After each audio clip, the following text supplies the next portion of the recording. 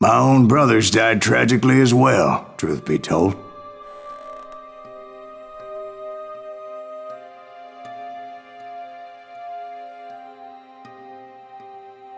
It was 1868, and me and my older brothers were pulling a tidy profit running cattle into Juarez, Mexico.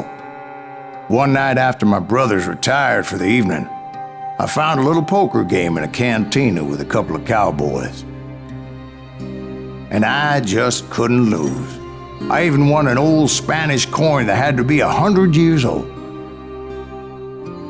Well, I was mighty pleased with myself the next morning as my brothers and I rode for Texas. But before we crossed the border, those cowboys caught up with us. It was Johnny Ringo, Roscoe Bob Bryant, and another asshole named Jim. They wanted their money back and everything else we had, including our lives, as those boys didn't want us coming for them later. Bob put that old Spanish coin in my mouth and said, "I won't have it said that I left you with nothing, boy." Well, those horses bolted, and there we hung as those bastards rode away. The branch finally snapped under the weight of the three of us, but being my older brothers were bigger and heavier, they were already dead. And right then I swore to myself that I would avenge them. Ringo you know about.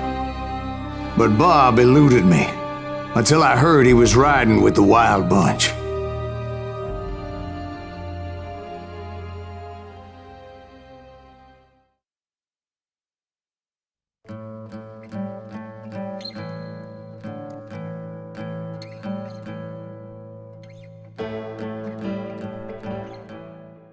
I'd been on their trail for months, ever since they left their hideout in the Bighorn Mountains.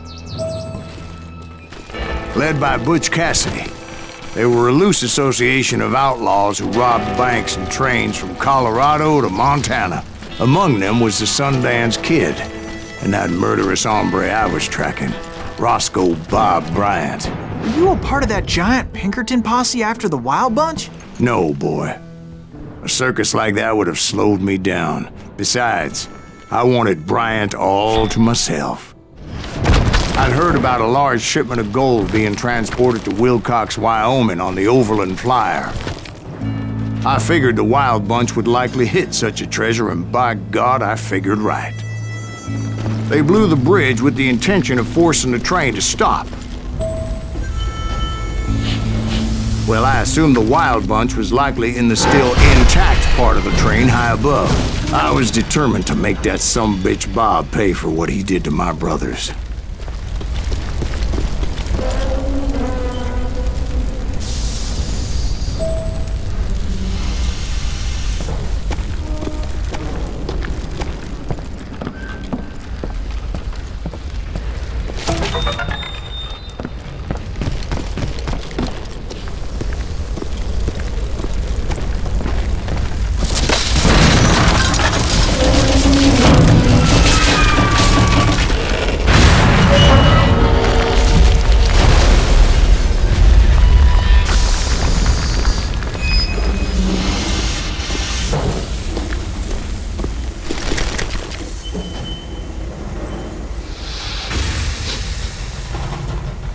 I found the device they used to blow the tracks, so I knew I was headed in the right direction.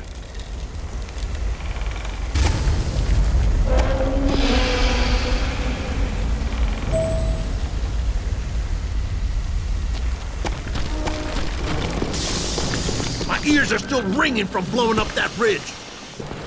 What'd you say? I can't hear a goddamn thing. Well, I made my way off unscathed and came upon a few members of the gang and had no choice but to dispatch them. From there, I had to negotiate an even more precarious route. First, I would need to get my ass out of there.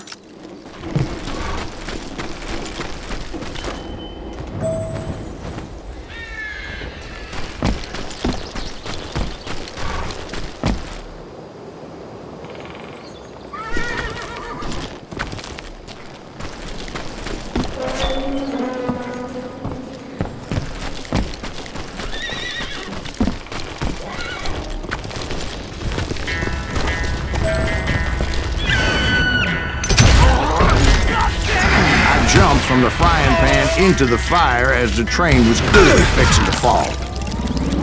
I had found the gang, but in order to find old Bob, I needed to fight my way forward past a whole passel of desperados.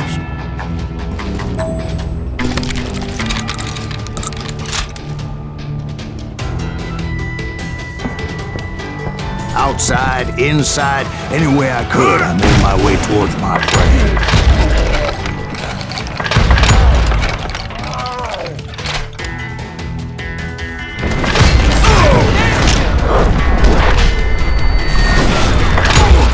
So what about the passengers?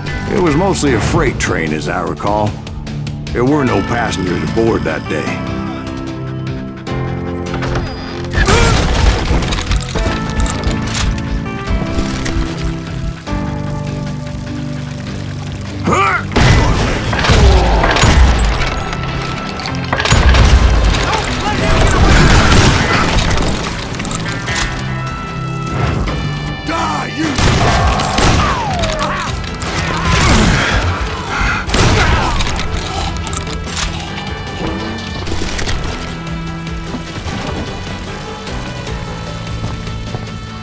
As I mentioned before, I am not fond of heights, but I was too busy dodging bullets to worry about falling to my death.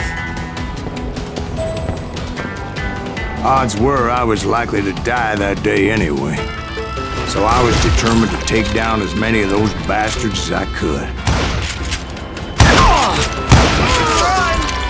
Can't hide forever.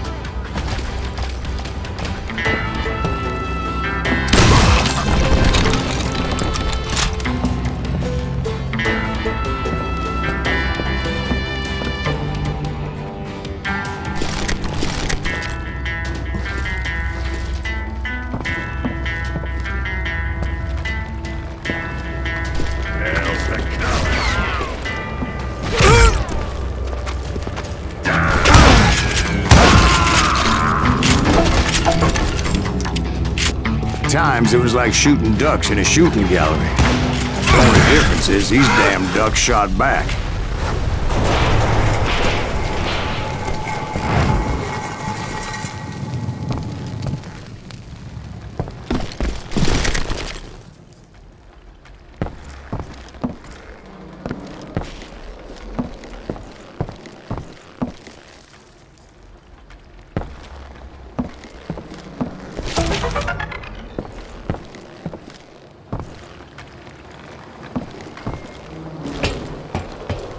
I kept hoping the law would show up and give me a hand. You mean like that giant Pinkerton posse that I read about?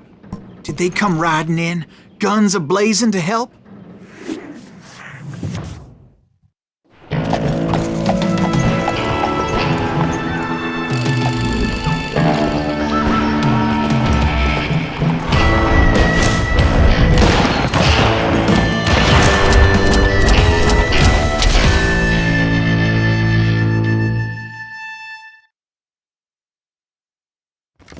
Help? From the Pinkertons? No, son. I had to fight the wild bunch all by my lonesome, as usual. Who the hell is that? Goddamn! Take cover! Retreat! Retreat!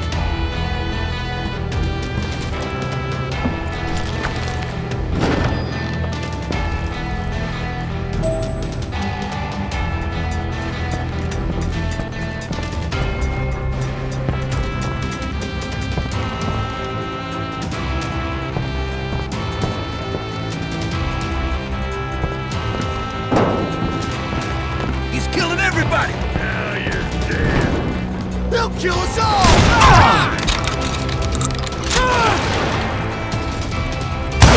Murderous bastard! You just brought hell! You maniac!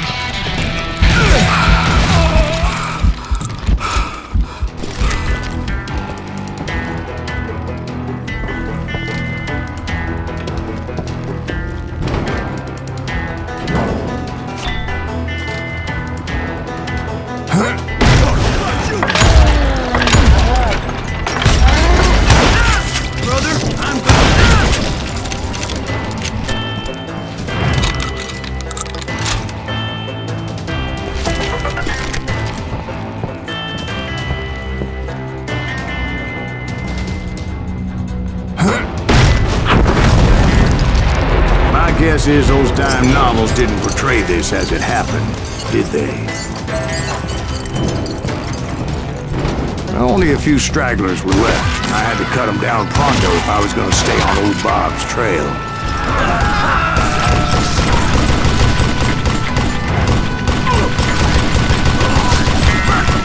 You don't want to mess with us!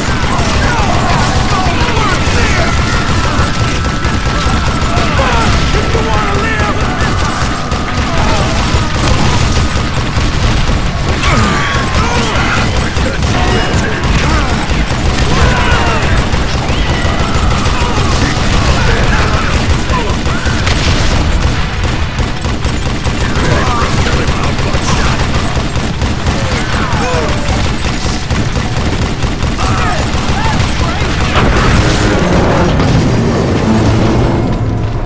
Once I silenced all those guns, I went searching for my nemesis, determined to finally have my justice. But the only survivor who welcomed me was George Flat-Nosed Curry. Who was he? The fastest gun in the gang. Right after Sundance, I mean. And Kid Curry, and maybe Elsie Lay. Though some folks might dispute that.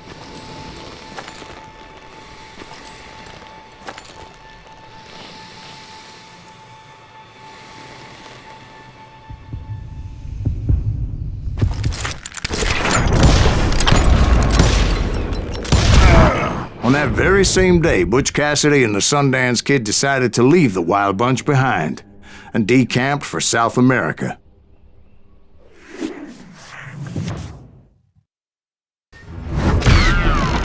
They ended up living down there for many years, but I'm sure you already know all about that.